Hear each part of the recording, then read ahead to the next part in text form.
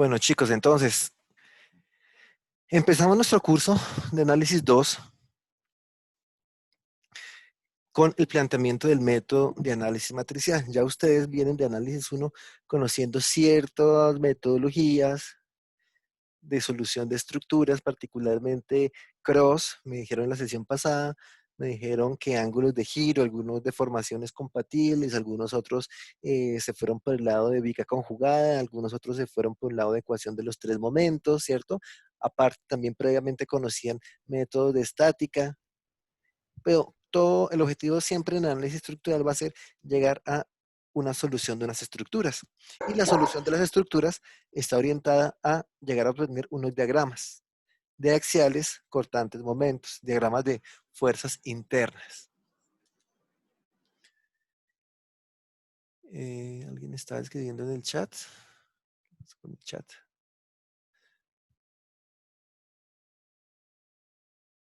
Desapareció mi chat. Ok. Ingeniero, se escucha un poco mal, no sé, ¿ya me escuchan mejor? Por favor, confírmenme. O se ha escuchado bien, a veces es tema de la conexión. ¿Sí se escucha bien? Está bien, sí, señor. Ah, bueno, listo. Carlos, entonces, porfa, de pronto revisar la conexión. No, generalmente no tengo problemas de, de audio, pero pues no estamos exentos a eso. Bueno, chicos, entonces, pues, en este curso vamos a empezar con un nuevo método que es el método matricial y como les dije en algún momento, creo que fue hace 8 días, la idea es que este método, o entendamos este método, ya que es el que utiliza los programas de análisis para, para hacer la solución de estructuras. Y como fundamento de este método, pues yo lo voy a remontar a alguna práctica que hicieron ustedes alguna vez en el colegio. Ustedes me dirán si es cierto o no es cierto. Entonces, ustedes por allá en el colegio alguna vez tuvieron que hacer este ejercicio, donde tenían, creo, tenían como aquí a un resorte. Voy a dejar aquí un resorte. Piensen que esto es un resorte. Mi pulso está malísimo, ¿cierto? Ustedes en acto de fe. Y en ese resorte yo pongo un peso, ¿cierto? Le pongo un peso, una carga hacia abajo, pues el peso, la carga gravitacional va hacia abajo. ¿Qué pasaba cuando yo qué pasa cuando yo le aplico el peso a esa caja? ¿Qué pasa con la condición inicial del resorte? Se estira. Se estira, ¿cierto? Y si yo incremento la carga, ¿qué pasa?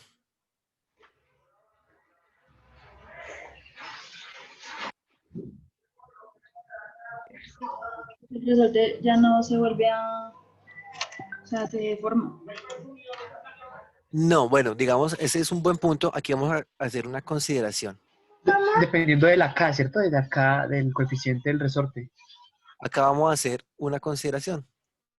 Y es que una fuerza, o bueno, una carga para este caso, yo le llamo fuerza, una fuerza vertical va a implicar un desplazamiento.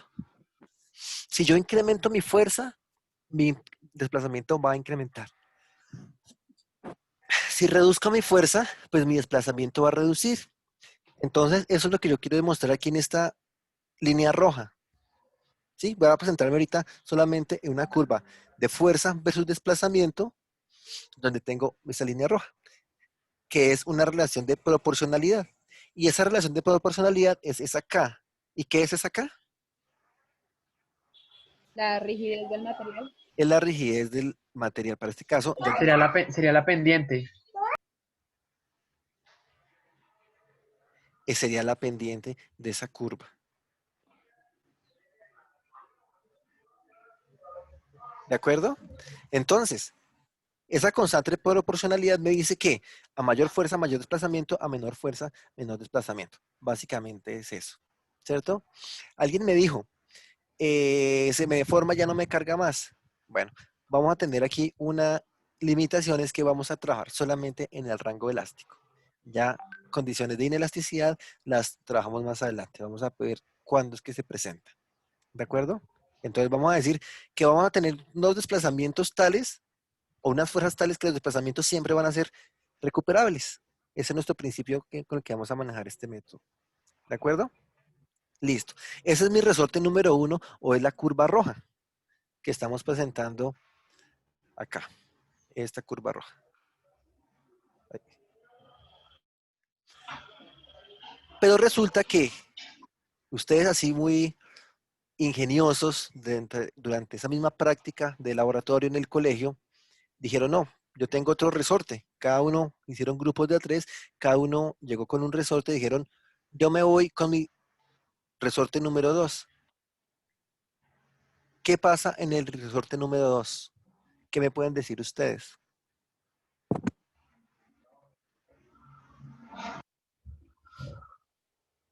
Que el material es menos resistente. Es menos resistente. O sea, tengo menos rigidez. Ajá. Podemos verlo así. Porque es que resistencia yo lo asocio como a que el material llegue a un punto de colapso. En cambio, rigidez yo lo asocio a grado de deformación. ¿Sí? Aquí lo que yo digo es, si yo tengo en cuenta esta misma carga F sub I, ¿cierto? Para los 3 resortes, bueno, ya estoy involucrando mi resorte número 3, ¿cierto? Para el mismo nivel de cargas F sub I, una carga X aquí en el peso de la estructura, mientras mi resorte 1 tiene un delta 1, aquí marcado, ¿cierto? Mi resorte 2 tiene un delta 2. ¿Qué pasa en delta 2 versus delta 1? ¿Es mayor o menor? Mayor. Es mayor. O sea que para la misma carga, el resorte 2 me permite mayores desplazamientos. O sea que es menos rígido. ¿De acuerdo? Y pues el caso contrario ocurre con el resorte número 3, donde tengo una misma carga y tengo unos menores desplazamientos. O sea, tengo una mayor rigidez. ¿Vamos bien hasta ahí? Eso por allá dijeron que se llamaba la ley de Hooke, entonces la relación de proporcionalidad del material entre fuerzas y deformaciones. Vamos bien, ¿cierto? Es un repaso del colegio. ¿Sí hicieron ese laboratorio en el colegio o no lo hicieron? Sí, sí, sí lo hicimos. O bueno, en mi parte sí. Ok. ¿Y si se evidenció eso? A mí me tocó hacer eso en el colegio, no sé, como en cuarto. Mi papá trasnochó haciéndome esa tarea. De hecho, en física uno lo vimos también ¿En la en universidad primer lo volvieron a semestre. hacer? En primer semestre. Sí, en los cursos de física 1. Ah, bueno, perfecto. O sea, tampoco es tan descabellado. Listo. Entonces, pero resulta que ese ensayo es en caso unidimensional, como ahí lo anoté abajo. ¿Mm? ¿Qué implica que sea caso unidimensional? Pues que yo tengo una fuerza, ¿cierto? Y un desplazamiento. Una sola fuerza en una dirección, entonces por ende el desplazamiento va a estar en esa dirección. Chicos, tengo por ahí un micrófono abierto, por favor, es Luz Dari, voy a silenciar ese micrófono. Listo. Ay, Catalina me escribió en el chat, yo lo vi, fue en la U, en el colegio no, bueno, listo, pero tienen noción de eso, ¿sí? O ya tienen como el sentido físico de lo que pasa en ese ensayo de laboratorio. Ok. Entonces les decía, esto ocurre en el caso unidimensional, una fuerza, un desplazamiento. Pero ahora ya ustedes, ingenieros, a esta altura de la carrera, ustedes dicen, no, pues yo me imagino que tengo una estructura y mi estructura no va a estar sometida a una fuerza, ¿cierto? Ustedes ya se están imaginando su edificación. Vamos a dibujar por acá. Una edificación.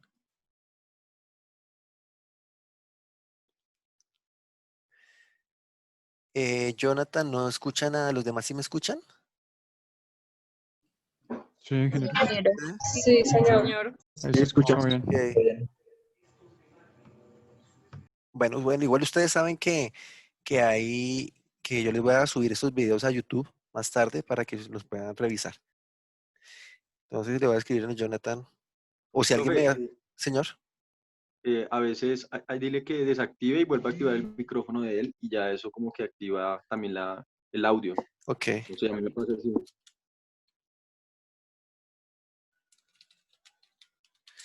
Y volver a activar el audio.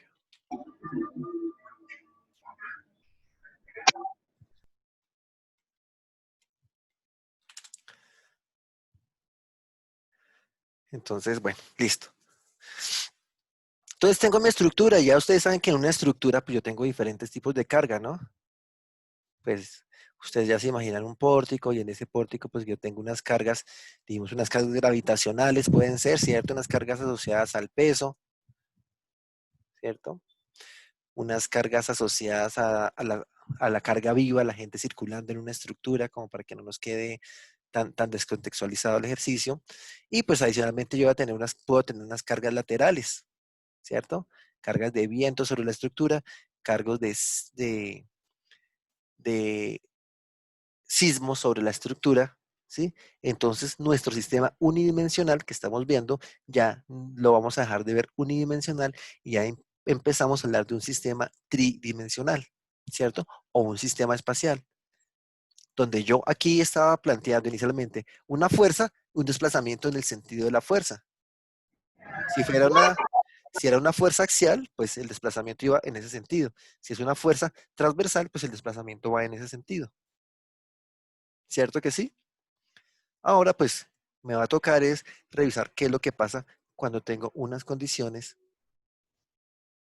en el espacio. Entonces, contando con que esta va a ser la única ecuación que veamos en nuestro curso, y les voy a dar mucha cachucha con eso, entonces pues llegamos a obtener aquí una matriz de rigidez, ¿cierto? Entonces nuestra fuerza, o lo que llamamos antes una fuerza, se nos convierte en un vector de fuerzas. ¿Lo ven ustedes? Tengo unas fuerzas ahora en dirección X, dirección Y y dirección Z, ¿cierto? Hablamos que X y Y es cómo se conforma mi plano y Z pues es el sentido vertical, sentido gravitacional. Entonces, esas fuerzas me producen unos desplazamientos como tal, que serían estos desplazamientos. Si lo que veo nuevamente en el caso unidimensional, pues resulta que esta fuerza me produce este desplazamiento. Así sencillo.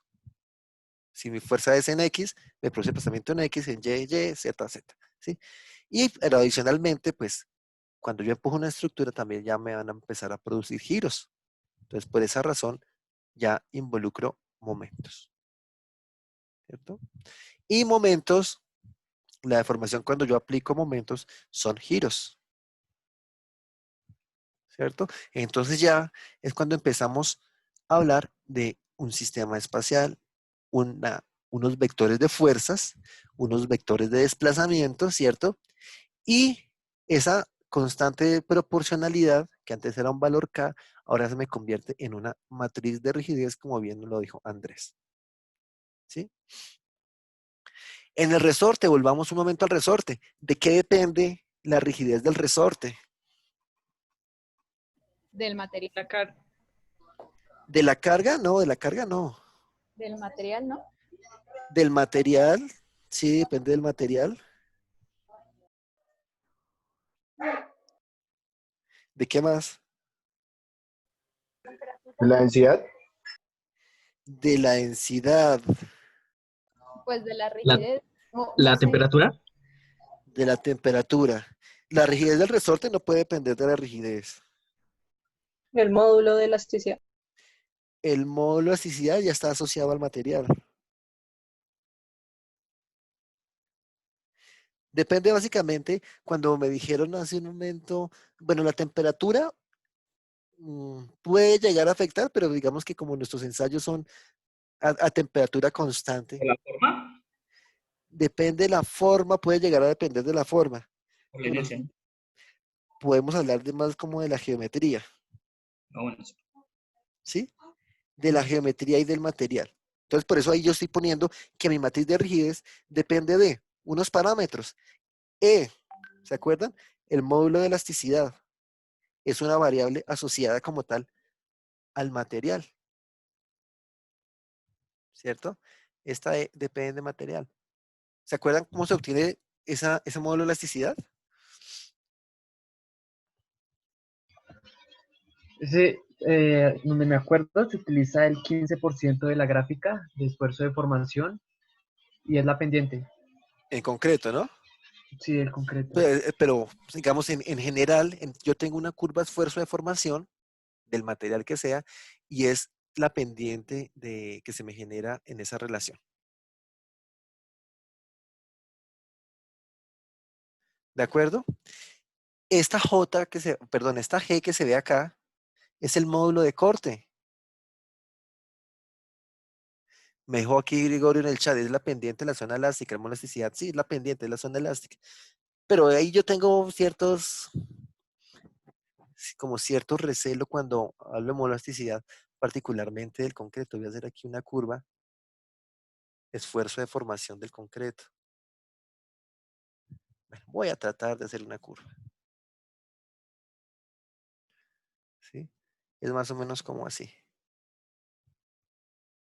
¿Cierto? Y ustedes dicen, no, pues mi pendiente viene como de por acá hasta por acá. Es una pendiente como equivalente que hacemos, ¿no? Sabemos que el concreto es un material frágil, entonces yo empiezo a aplicarle carga, entonces empiezan a aparecer microfisuras, entonces la rigidez se me va alterando, entonces yo tengo como un módulo de elasticidad como tal que me lo pueda definir, sino que yo tengo como un módulo tangente, ¿cierto? Casi que tomo 2 puntos de esa curva de esfuerzo de formación y por cada 2 puntos que tome, el módulo de elasticidad va variando. Pero normativamente, pues ya se estableció un ensayo donde me dicen, establezca un módulo de elasticidad del concreto con cierto criterio que fue lo que nos estaban comentando hace un momento. ¿Sí? Pero pues digamos que también para que veamos cuáles son nuestras limitaciones dentro de los materiales y además pues las simplificaciones que nosotros estamos haciendo para poder hacer unos diseños y unos análisis. Entonces, bueno, allá en la curva de esfuerzo de formación encuentro mi módulo de elasticidad y esta G, que es el módulo de corte del material, ¿se acuerdan de mecánica de materiales de dónde se obtiene?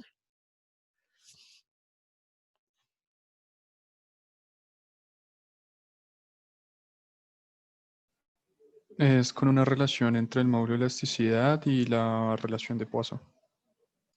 Ok, pero ¿qué significa? Físicamente, ¿qué significa?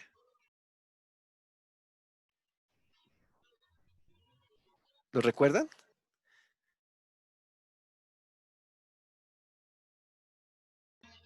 Se hace más que todo referencia a la torsión, ¿no? No tanto a torsión, es más yo puedo tener el mismo ensayo, recordemos la prueba de cilindros de concreto, ¿cierto? Yo le aplico una carga axial al concreto de compresión, allá lo mido mi módulo de elasticidad. Ahora que si yo le aplico algún ensayo donde yo aplico unas cargas cortantes, ¿cierto? Aquí en la parte superior voy a tener es el esfuerzo de corte y acá la deformación tangencial, ¿sí? O sea, puede ser el análogo al módulo de elasticidad, pero para un ensayo de corte. Y hace un momento un compañero nos dijo, sí, existe una relación para calcularlos. Sí, claro, eso ya se ha estudiado, que es en función de la relación de Poisson, ¿cierto? Yo puedo tener ese G en función del módulo de elasticidad en la relación de Poisson, ¿de acuerdo? Pero pues también que interpretemos físicamente ese resultado que no nos digan que es un dato y el dato ya cae del cielo. Bueno, entonces dependo, esas dos variables que están enmarcadas están asociadas al material. Asimismo, dijimos que dependemos de la geometría y básicamente la geometría está dada por esta sección, B y H. Bueno, y adicionalmente la longitud, ¿cierto? B y H, ¿por qué? Porque con B y H yo puedo calcular el área de la sección, yo puedo calcular la inercia de la sección, yo puedo calcular incluso esta J, que es la inercia polar, ¿cierto? Puedo calcular muchos parámetros mecánicos conociendo una sección. Si es una sección, aquí estoy diciendo que es B por H como si fuera una sección rectangular, pero pues no necesariamente tiene que ser rectangular, ¿cierto? Puede ser circular, puede tener otro tipo de formas. Lo que pasa es que en estructuras, en construcción, pues tipos de formas diferentes, ya empiezan a encarecer costos de formaletas y demás. Entonces, por eso nosotros generalmente trabajamos las mismas condiciones. Nosotros somos, o tratamos de ser muy, no digamos que queremos las cosas fáciles, sino que queremos las cosas prácticas, ¿sí? Porque también en cuanto a costos y demás, eso empieza a repercutir y queremos que un cliente nuevamente nos vuelva a llamar. Entonces, allí queda incluían lo que los parámetros asociados a nuestra matriz de rigidez. ¿Dónde más han escuchado ustedes el término rigidez previamente?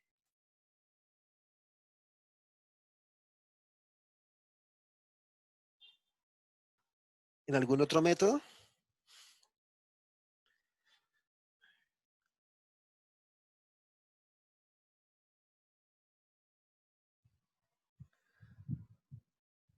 ¿O no lo han escuchado lo que es la rigidez? En estructuras.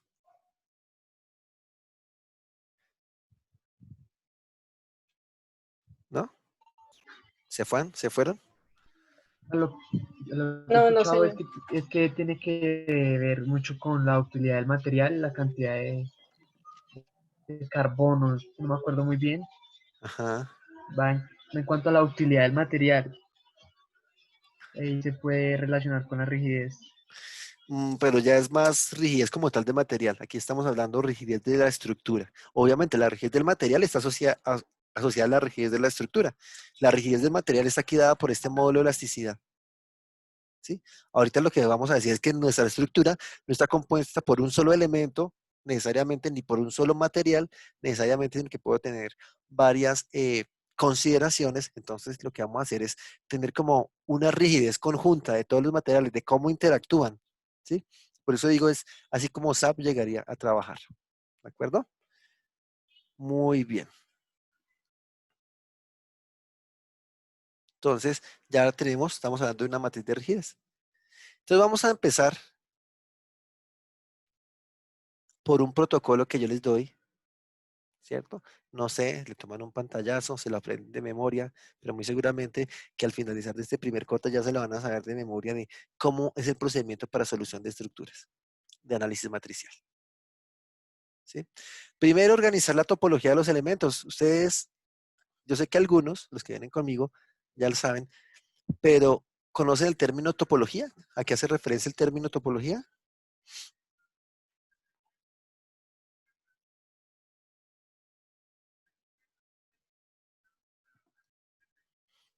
Sí, no, no saben, no responde. Silencio incómodo.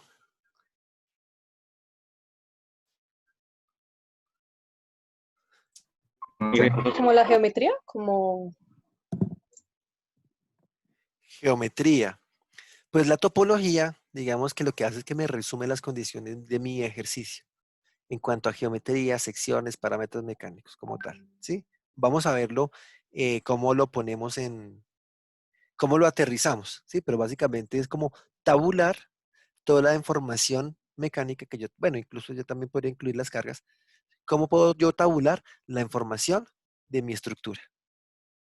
¿Sí? Entonces, primero, organizo toda la información de mi estructura, porque estamos hablando de matrices. Después, lo que digo es formar matrices de rigidez. Ya sabemos que nuestra matriz de rigidez tiene ciertos parámetros y vectores de carga en todos los elementos. ¿Sí? Matriz de rigidez. Cuando ustedes tienen un ejercicio de análisis estructural, generalmente tienen que un elemento, una viga, un pórtico, lo que sea, ¿cierto? O sea, como tal, una estructura. Y de esa estructura nos dan el material. O sea, el material no va a ser una incógnita. Nos dan las secciones, no van a ser incógnita. Nos dan las cargas, no van a ser incógnita.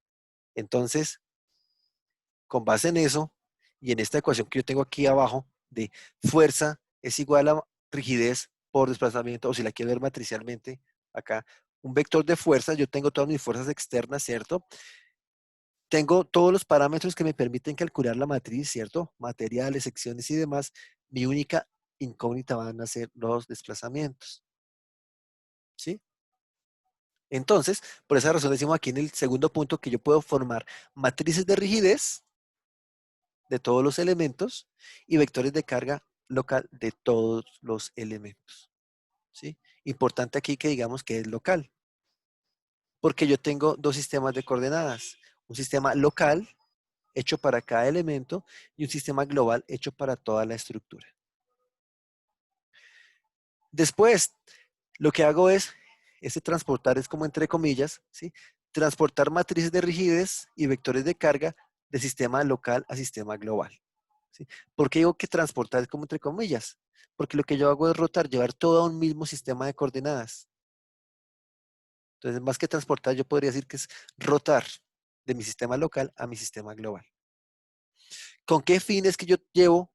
Revisemos que aquí en el segundo punto era de los elementos. Aquí hago énfasis, voy a poner aquí, hago énfasis en los elementos, de todos los elementos. Y aquí paso al sistema global, porque yo tengo un sistema de elementos y después un sistema global. Todo lo vuelvo a sistema global para llegar al siguiente punto, que es un ensamble. O sea, que yo pueda estar hablando en el mismo idioma de mi matriz. Puede que ahorita esto suene un poco como raro, como chocante, pero ya me interpretarán cuando empecemos con los ejercicios. ¿Sí? Ensamble de matrices. Entonces yo ahora tengo matrices de rigidez y vectores de carga, pero en sistema global, entonces ya las puedo unir. No digo sumar, digo unir o ensamblar. Vamos a ver qué particularidades tiene esa palabra ensamble. ¿Sí? Incluyendo un vector de cargas nodales. Yo aquí hablé de cargas de los elementos, a través de los elementos. Y acá yo estoy incluyendo lo que son cargas nodales.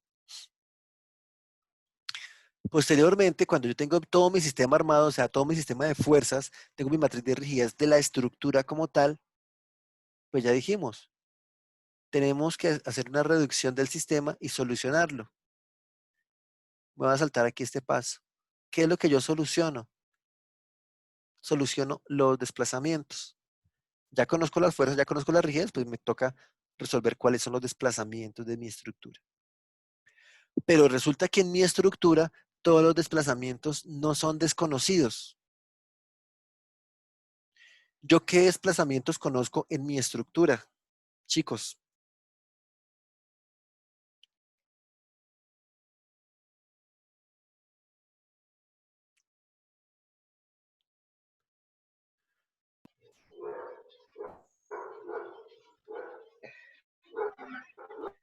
¿yo qué es? Desplazamientos unitarios. ¿De los extremos? ¿De los qué? ¿Extremos? De los extremos, Jonathan. ¿Cuáles son los extremos?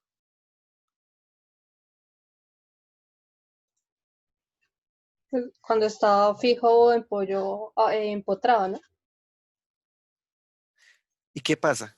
¿Qué condición es esa? Que no tiene desplazamiento. No tengo desplazamientos. O sea, en los apoyos yo conozco los desplazamientos. Entonces, no todos mis desplazamientos van a ser desconocidos. ¿Cierto? Yo tengo los desplazamientos conocidos que van a ser los desplazamientos en los apoyos, que van a ser, pues, cero. En general, llamémoslo como cero o también puedo tener unos valores fijos de desplazamiento.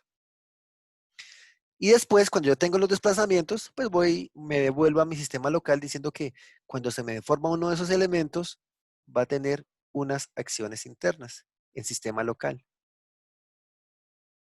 ¿Sí? Acciones internas en el sistema local.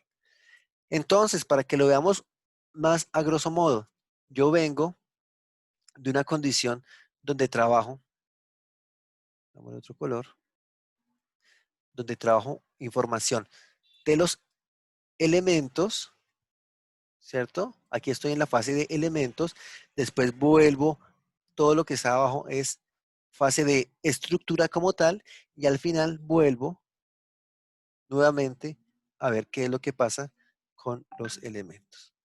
¿De acuerdo? Te voy a poner aquí en, no sé, en otro color, que esa fase fucsia, magenta, como se llame, es una fase asociada a lo que pasa globalmente en la estructura. Y las fases en verde es lo que pasa en los nodos, en los elementos, perdón. Entonces voy primero de elemento a estructura y después vuelvo a elemento. O sea, como que bajo, subo a un nivel superior y después bajo a nivel elemental. ¿Listos? Entonces, como les digo, este es el procedimiento.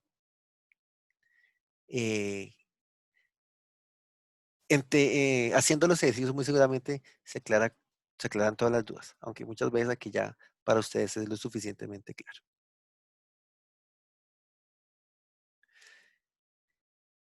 Y la idea es que empecemos ahora con elementos sometidos a carga axial.